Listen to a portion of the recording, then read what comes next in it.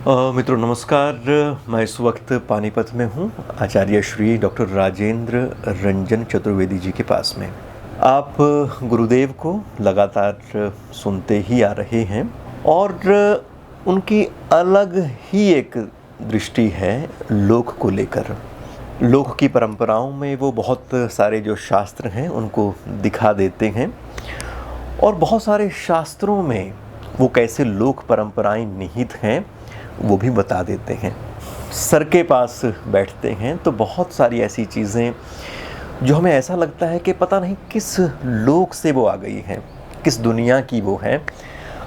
तो सर उनकी बहुत ही लौकिक एक आम ज़बान में व्याख्या करते हैं।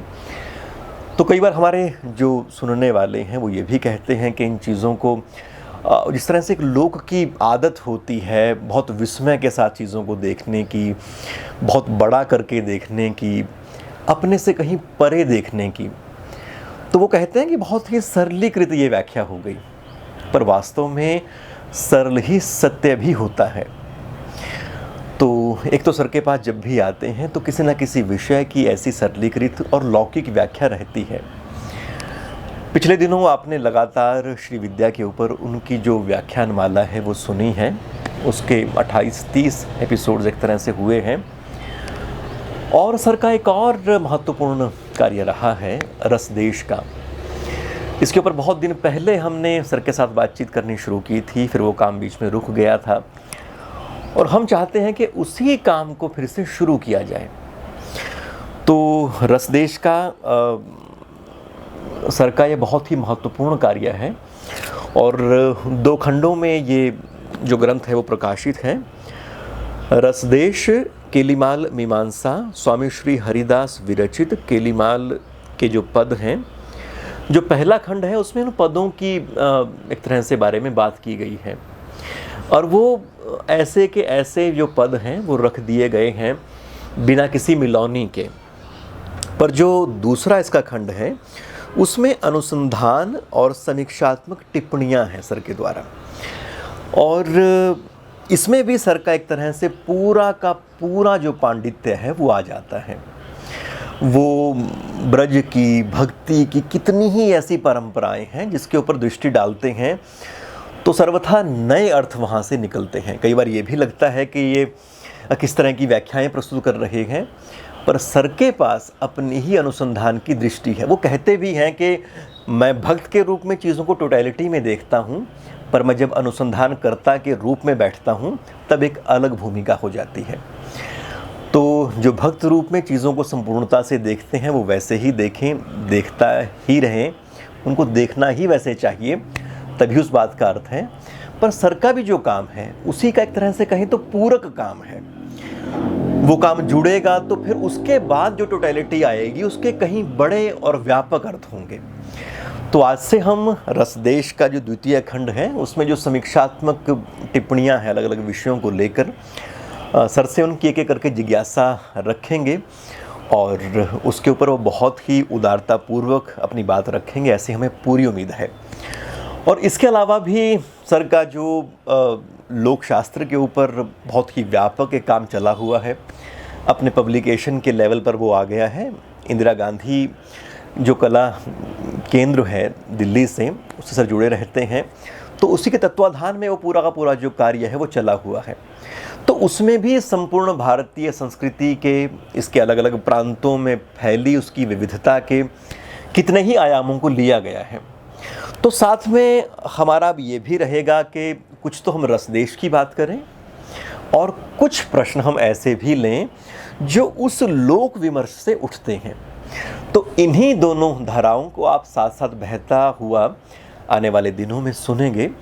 तो आइए आपके साथ मैं भी इस यात्रा पर निकल पड़ता हूँ। आपकी जो प्रतिक्रियाएं हैं वो हमें ज़रूर भेजिएगा और हमारे बहुत सीमित से संसाधन हैं, सीमित सी समझ है, पर एक संकल्प है, एक समर्पण है और वो इस बात का है कि हमारे पास में एक इतने बड़े विद्वान हैं जिनके पास अपना विपुल निधि है ज्ञान की।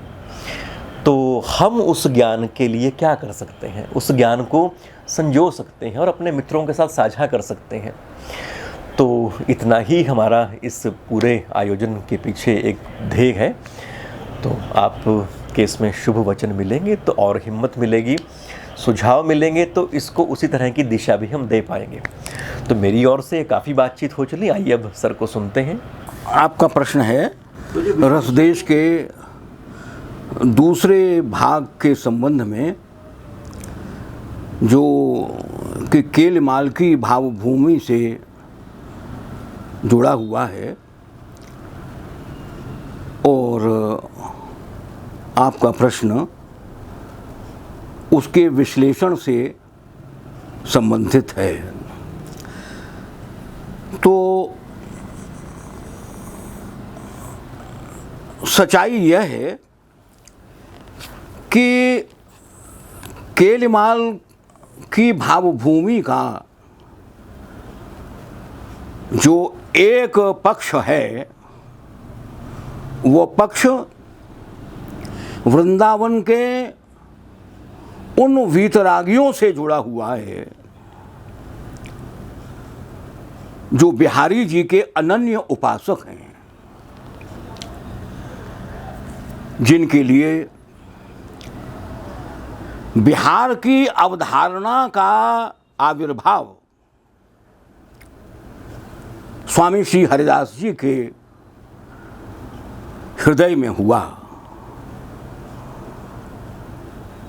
और जिस बिहार का अभिन्न अंग स्वामी श्री हरिदास जी हैं, ललिता सखी के रूप में भोजन सैन बिहार करे ललिता की गोदी, श्यामा श्याम की केली है, इसमें कोई संदेह नहीं है।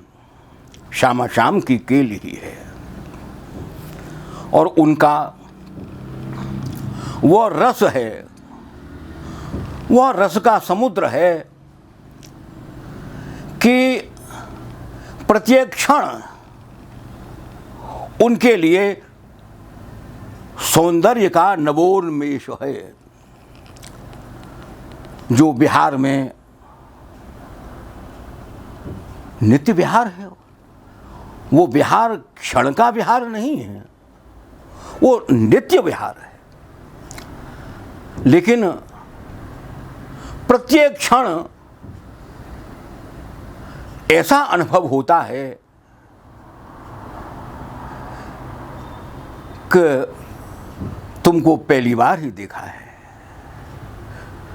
हालांकि वे युग युगांतर कल्प कल्पांतर से एक दूसरे को भुजाओं में भरकर परस्पर निहार रहे हैं, लेकिन वो नवीनता, वह नवोन्मेषशालिता ऐसी है क्योंकि सौंदर्य का जो लक्षण है वही रमणीयता का लक्षण, क्षणे क्षणे यन्नवतामुपैति तदेव रूपम रमणीयताया। जो क्षण क्षण में नएपन का जो अनुभव होता है, वो नएपन का जो अनुभव है, रमणीयता का रहस्य उस नवीनता में है, वो कभी पुराना नहीं पड़ता। तो वह जो नित्य विहार है, उस नित्य विहार की अवधारणा का जन्म स्वामी श्री हरिदास जी के हृदय में हुआ, और जो रसदेश के जो वृंदावन के उपासक हैं, वे अहर्निश विभिन्न भंगिमाओं में उसी रसदेश में रमण करते रहते हैं, उनकी अनन्य निष्ठा है। वहाँ श्यामा श्याम की केल जरूर है, लेकिन वह केल भी किसके संकेत से चल रही है? वो संकेत देने वाली ललिता सखी हैं, और ये ललिता सखी कौन है? वो स्वयं स्वामी श्री हरिदास जी हैं, वो ललिता अवतार। यह उसका एक पक्ष है, और यह पक्ष भी इतना गहरा है कि ये 500 पेज हैं, इसमें इसका विवेचन है इस चीज़ का। क्योंकि जो बिहार में किस प्रकार से झूला है, रास है, होली है, तो जो प्रेम की जितनी भी छटाएं, जितनी भी भंगिमाएं हो सकती हैं, वे प्रेम की समस्त छटाएं कीलमाल में विद्यमान है। और सच्चाई ये है कि कीलमाल भारतीय सौंदर्य शास्त्र का प्रस्थान ग्रंथ है। ये तो बात एक है, और इस बात को सर्वतोभावेन मैं मानता हूँ, और इस पक्ष के जो उपासक हैं उन सबके लिए हृदय से प्रणाम करता हूँ। लेकिन उपासक के अतिरिक्त एक दूसरा पक्ष भी है, जिसके लिए मुझे इंदिरा गांधी राष्ट्रीय कला केंद्र ने शोध परियोजना दी थी और उस शोध की जिम्मेदारी दी थी। तो उस शोध कार्य करने के लिए शोध की दृष्टि उससे भिन्न हो जाती है। एक है उपासक की दृष्टि, और वृंदावनी उपासकों की दृष्टि से जो पहला खंड है रस देश का, वो सर्वतोभावेन उन्हीं के लिए समर्पित है। उन्हीं का जो भावना है उसी का विस्तार पहले खंड में है, और उसमें किसी भी प्रकार की मिलोनी, ये मिलोनी शब्द जो है उसी घराने का है, टटिया स्थान घराने का ये शब्द है मिलोनी। मैंने मिलोनी नहीं की, मैंने क्योंकि मिलोनी का प्रश्न उठाते हैं तो वो मिलोनी मैंने नहीं की। लेकिन रिसर्च का काम तो मुझे करना ही था, तो उससे मैं बच नहीं सकता था। ऐसा कई बार होता है कि उपासक के और अनुसंधान करने वाले के मत में यहाँ एक अंतर आ जाता है, और वो अंतर आना कोई बड़ी बात नहीं है। मैं तो आप ये समझिएगा कि गोविंद शरण शास्त्री जी और बाबा महाराज जो स्वामी हरिदास जी के शोध संस्थान, जहाँ से रस निकुंज नाम की पत्रिका निकलती थी, उससे मैं जुड़ा हुआ रहा।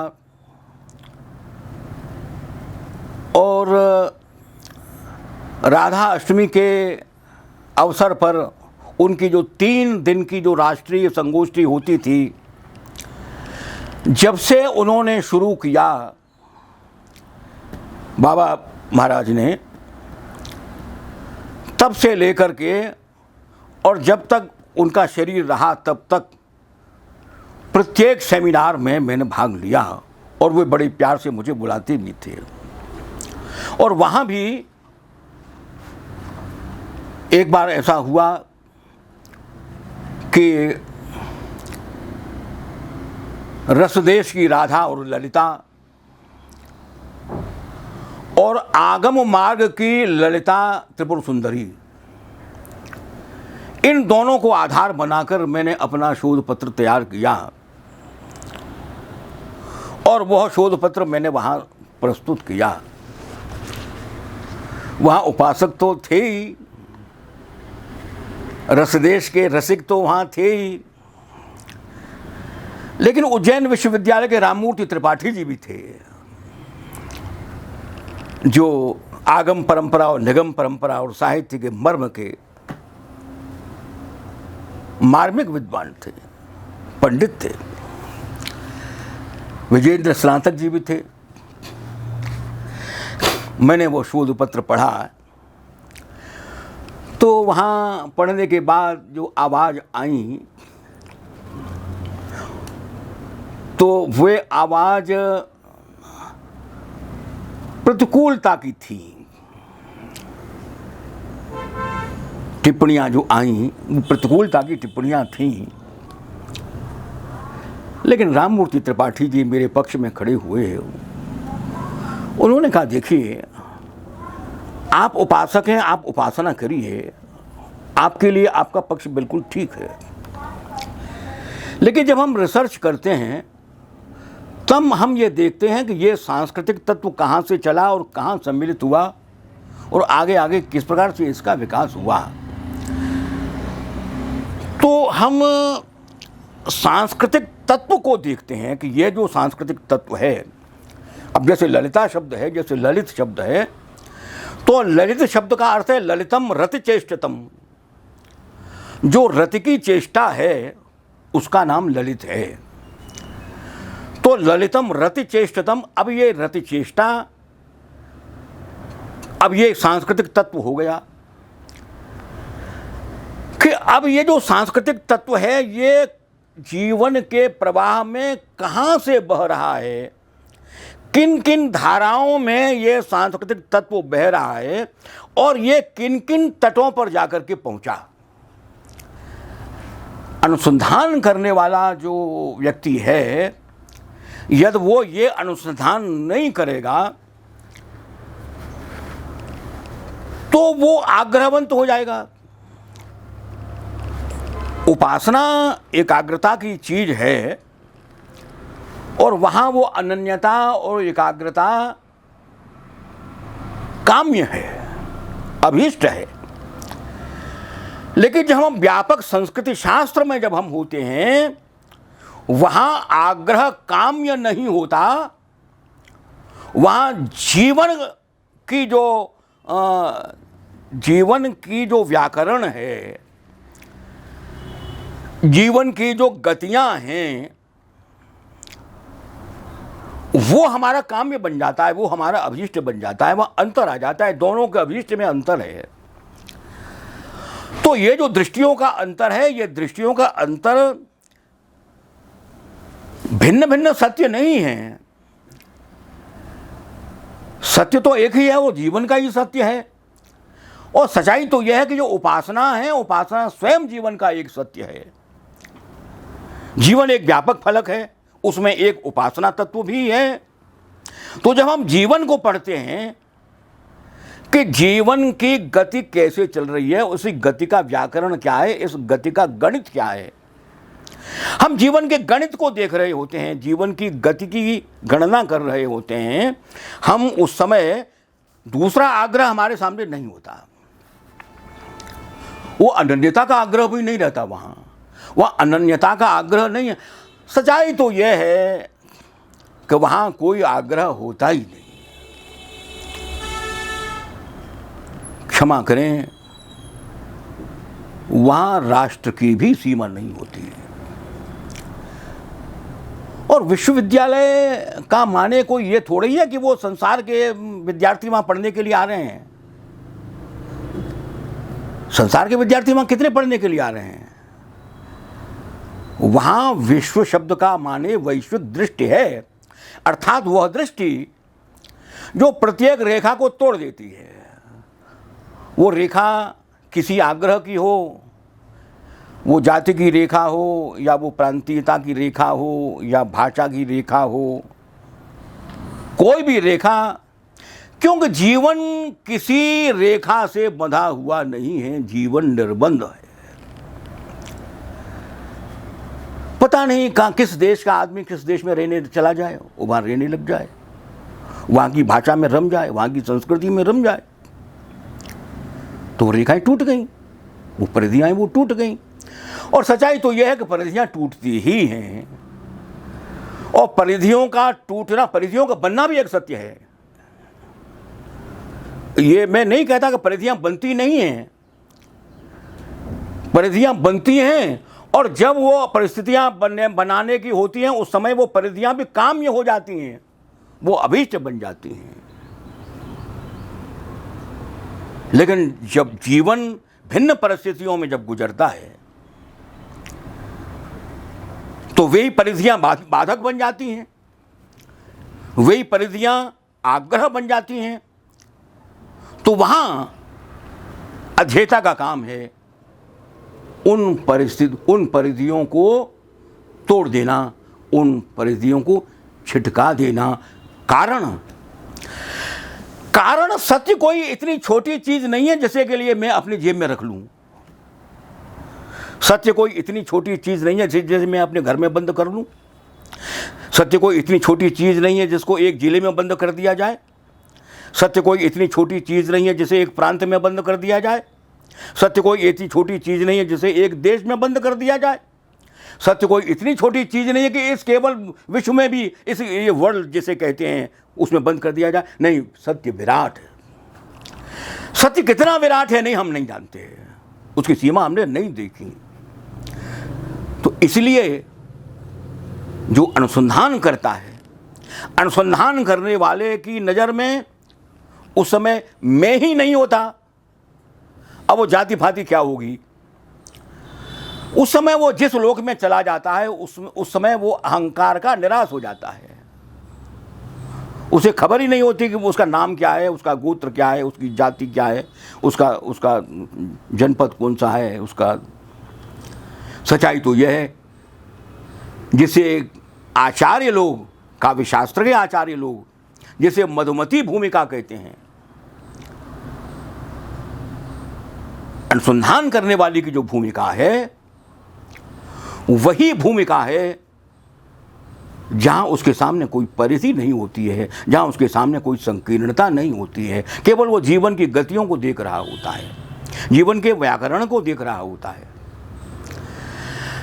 अब जो संस्कृतियां हैं, अब जो संस्कृतियां कैसे चलती हैं भाई, तो देखो संस्कृति जो है, ये बात तो ठीक है कि संस्कृति नदी की तरह से बह रही है, लेकिन अब मैं ये पूछूंगा, अच्छा वो नदी कौन सी जगह पे बह रही है, कहाँ बह रही है? वो हरियाणा की धरती पे बह रही है कि वो निमाड़ की धरती पे बह रही है कि वो कश्मीर की धरती पे बह रही है? आप बता सकेंगे? नहीं, वो तो जीवन में बह रही है, वो जीवन की धरती पर बह रही है। प्रत्येक व्यक्ति अपने आप में एक संस्कृति का प्रतिनिधि है। जब वो जन्म लेता है, जन्म लेने के साथ ही उसकी माँ की भाषा, पहले वो लोरियां गाती हैं माँ, और लोरियों को सुनते गुनते उसके मन में भाषा का संस्कार जन्म ले लेता है। उसका नामकरण होता है, उसके नामकरण के साथ संस्कृति का जन्म हो जाता है। ये बहुत से जो प्रगतिशील लोग हैं, अपने को जो प्रगतिशील और बड़े क्रांतिवादी समझते हैं, वे कहते हैं कि ये तो आपने कैद में कर लिया, ये तो आपने उसको बांध लिया, आपने उसको धर्म बतला दिया, आपने उसको संस्कृति बतला दी, आपने उसको जनपदीयता बता दी, आपने उसको राष्ट्रीयता बता दी। वो तो विश्व मानव था, आपने उसको कैद कैसे कर लिया? देखिए, आप जिस आदर्श की बातें कर रहे हैं वो आदर्श धरती पर कहीं नहीं है। ऐसा हो ही नहीं सकता कि कोई बच्चा शून्य में जन्म ले ले। शून्य में किसी का जन्म नहीं होता। जिसका भी जन्म होगा परिवेश में ही होगा। अब ये यथार्थ है। इस यथार्थ से कोई मुख मोड़े और कहे तो बड़ा गलत हो गया, अरे आपकी ध्यान से गलत हो गया ना, तो या तो आपकी खोपड़ी गलत है। ये जो प्रक्रिया है ये नैसर्गिक प्रक्रिया है। आपका भी जन्म जो हुआ है वो किसी न किसी परिवेश में ही हुआ है, और आपके नाम के साथ ही कोई ना कोई संस्कृति भी जुड़ी हुई है। और आप जिस आइडियोलॉजी बात करते हैं, ये आइडियोलॉजी आपके लिए आपके परिवेश से ही मिले। मैं कहूँ कि आप भी बंधे हुए हैं, आप स्वयं ही कैद खाने में, आप स्वयं ही जेल में। क्योंकि जिसको आप आइडियोलॉजी कह रहे हैं ना, मैं कह रहा हूँ वो आपका कैद खाना है, वो जेल है। आपकी आइडियोलॉजी क्या है? वो जेल है, और आपको किसी ने जेल दी थी, और आप जेल में रह करके बाकी लोगों को समझ रहे हैं कि ये जेल में है और मैं तो मुक्त हूँ। ऐसा नहीं है। जैसे दूसरे हैं वैसे ही आप हैं। तो जिस प्रकार से उस बालक ने एक भाषा में जन्म लिया था, जैसे उस बालक ने एक संस्कृति में जन्म लिया था, जैसे उस बालक ने एक खास रीति रिवाजों में जन्म लिया था, उसी प्रकार से प्रत्येक व्यक्ति अपने आप में एक संस्कृति का पुंज है, एक संस्कृति का प्रतिनिधि है। उनका जीवन संस्कृति की धारा है। अब जब एक आदमी से दूसरा आदमी मिलता है तो समझना चाहिए कि दो संस्कृतियां मिल रही हैं।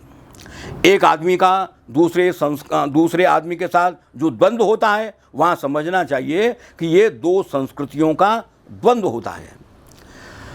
तो ये ठीक है कि दो संस्कृतियों का द्वंद्व भी होता है और दो संस्कृतियों की अंतर्भुक्ति भी होती है। उनके दोनों के बीच में कितने प्रकार की जो प्रक्रियाएं होती हैं, भिन्न भिन्न प्रकार की, वो द्वंद्व से जुड़ी हुई हैं और उनके समन्वय से भी जुड़ी हुई हैं।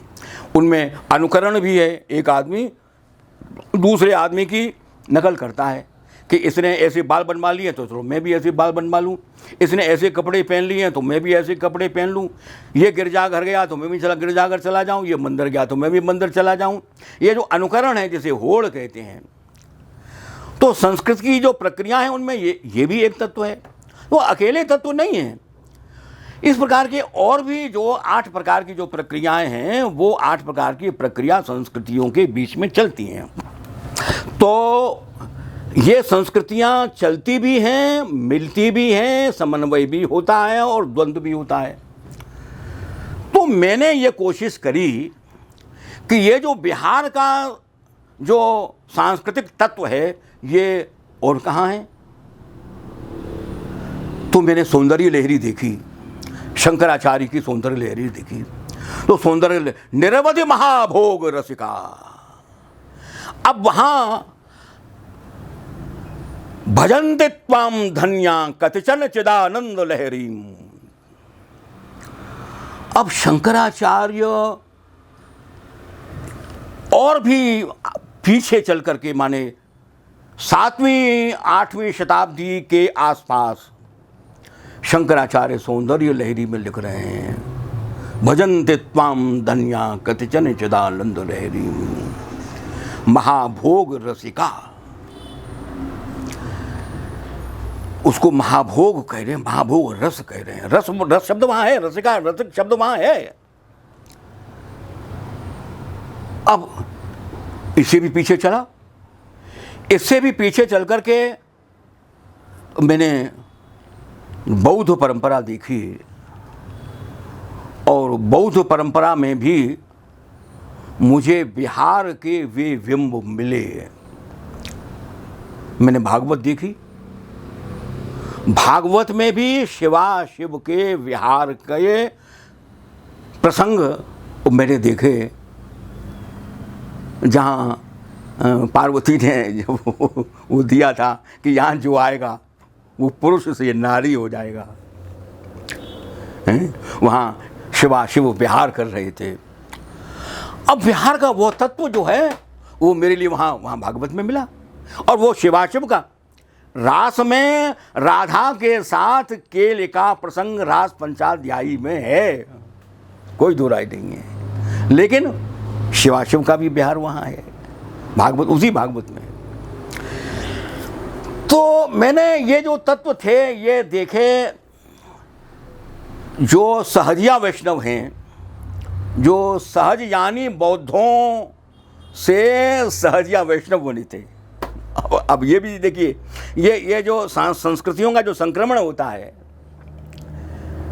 किस प्रकार से एक संस्कृति दूसरे संस्कृति का वस्त्र धारण कर लेती है। सहज यानी बौद्ध, सहज यानी वैष्णव बने। ये असम, उड़ीसा और बंगाल की धरती पर, और बंगाल के वे यति चैतन्य महाप्रभु के गुरु और परम गुरु चैतन्य महाप्रभु के परम गुरु जो जतिपुरा आए थे, और वे वल्लभाचार्य के आने से पहले ही वहाँ चुके थे।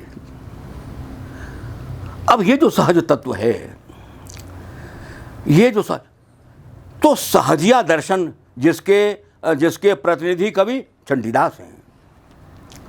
चंडीदास को, जिसका प्रभाव हम विद्यापति में देखते हैं। जब मैं केलेमाल का दूसरा खंड लिख रहा था, तो आप ये देखिएगा कि मैंने वहाँ सरणियाँ बनाई हैं, वहाँ सूचियाँ बनाई हैं। तो एक सूची है जिसमें गीत गोविंद की राधा और केलीमाल की राधा, गीत गोविंद का विहार और केलीमाल का विहार। देखिए, गीत गोविंद में वसंत विहार है और भागवत में शरद विहार, शरद का रास है, और वहाँ वसंत रास है। दोनों में अंतर है। अब रास तो ठीक है, रास दोनों ही ठीक है, भागवत का रास भी रास है, गीत गोविंद का रास भी रास है, लेकिन गीत गोविंद का रास वसंत रास है, जबकि भागवत का रास शरद ऋतु का रास है, शरद का रास है। अब ये रास की दो परंपराएं हो गई। अब एक सांस्कृतिक तत्व को हम दो रूपों में हम देख रहे हैं। अब ये रिसर्चर का काम है। अब यदि हम ये कहें भाई नहीं तो शरद का रास ही रास है, तो ये तो मेरा आग्रह हो जाएगा। मैंने उपासना की दृष्टि से मैं आपको नमस्कार जरूर करूंगा, लेकिन शोध की दृष्टि से मैं कहूँगा नहीं भाई, दोनों चीज़ें भिन्न भिन्न हैं, दोनों चीज़ें अलग अलग हैं। एक परंपरा है, रास दोनों में है, माना रास दोनों में है, लेकिन रास की धरती अलग अलग है, रास का परिवेश अलग अलग है। एक वसंत का रास है, एक शरद ऋतु का रास है। अब इसी प्रकार से मैं उसमें देखता हूँ गीत गोविंद में, और गीत गोविंद के बाद मैंने विद्यापति को देखा। तो ये जो निधवन शब्द है ना, निधवन जो स्वामी हरदास जी का केंद्र माना जाता है, अब ये जो निधवन शब्द है ये गीत गोविंद में है।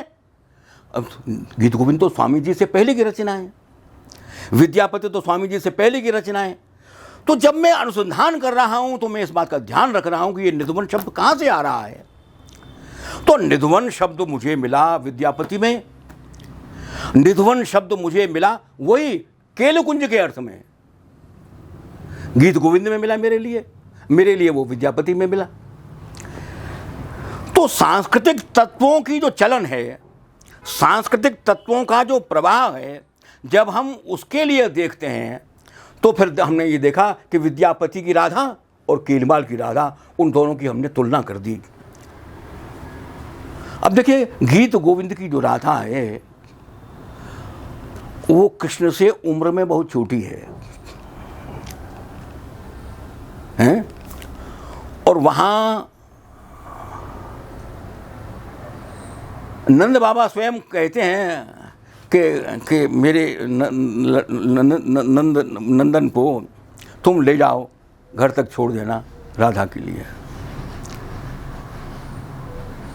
और वहाँ कृष्ण जो है वो किशोर रूप हो जाते हैं, वहाँ वो हैं। अच्छा, इसी प्रकार से जब हम देखते हैं विद्यापति को, तो वहाँ राधा को अल्पवयस्क देखते हैं हम।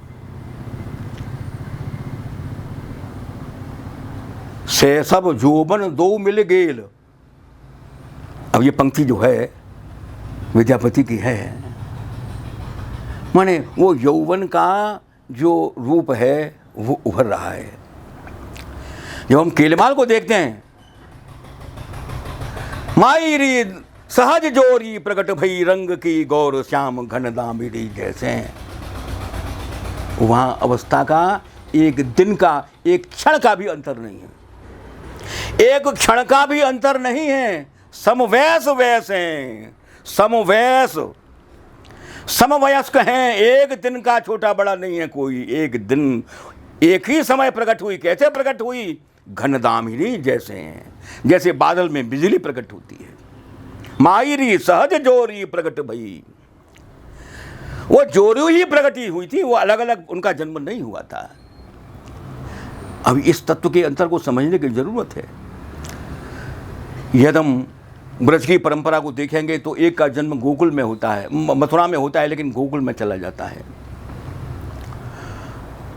और दूसरे का जन्म वृषभान गोप के घर पर होता है। लेकिन यहाँ न तो वृषभान गोप है और न यहाँ नंदन है, और ना है अलग अलग उनका जन्म हो रहा है। यहाँ जोड़ी का जन्म हो रहा है। अलग अलग जन्म होने का मतलब ही नहीं है। मायरी सहज जोरी प्रकट भई। अच्छा, दूसरी बात एक भी ध्यान में रखने की है, यहां जन्म की बात ही नहीं है, यहां तो प्रकट हुई। प्रकट क्या है? प्रकट का माने यह नहीं है कि उसका जन्म हुआ, नहीं। कल तक जो हमको दिख नहीं रही थी, आज वो दिख रही है, ये प्रकट होना है। कल तक जो रहस्य था वो हमारे लिए आज प्रकट हो गया, बस इतना ही है। बाकी जन्म उसका मतलब ही नहीं है।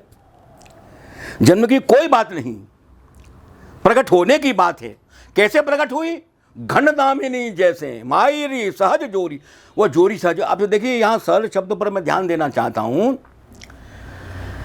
हम जब सहज ज्ञान का या सहजिया दर्शन का या सहज काव्य का, या वहां जिसके लिए कबीर कहते हैं सहज सहज सबको कहे सहज न चीन्हे कोई, उस समय संतों की हम वाग्धारा को देखेंगे तो उस देखेंगे वो सहज शब्द कितनी बार कितने रहस्य के अर्थों में आ रहा है। सहज का अर्थ वहां केवल सहज जन्मा नहीं है। सहज शब्द एक गहरी सांस्कृतिक धारा को, सहज शब्द एक ऐसी विचारधारा को अपने में समेटे हुए है, और उसका परिपाक चंडीदास के काव्य में होता है, उसका परिपाक विद्यापति के काव्य में होता है। वही सहज भाव जिसके लिए कहा गया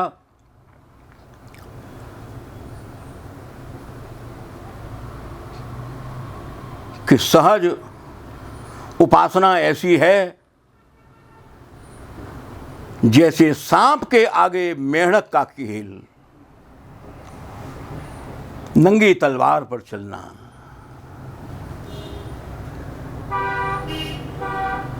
सांप के सामने मेंढक खेल रहा हो, कितना कठिन है। सहज उपासना वही है, केल की उपासना। केल की उपासना कोई सामान्य हर किसी के बूते की थोड़ी होती है। कहने को सभी लोग कह देते हैं हम स्वामी जी की उपासना में हैं, ठीक है भाई, आपको प्रणाम है, जरूर है आप, लेकिन कितना इंद्रिय निग्रह, कितना तपोबल, कितनी एकाग्रता, कितनी निष्ठा की आवश्यकता उस केल के साक्षात में होती है। रहो एक ही तानु, जहां एक तान था, एक ध्यान,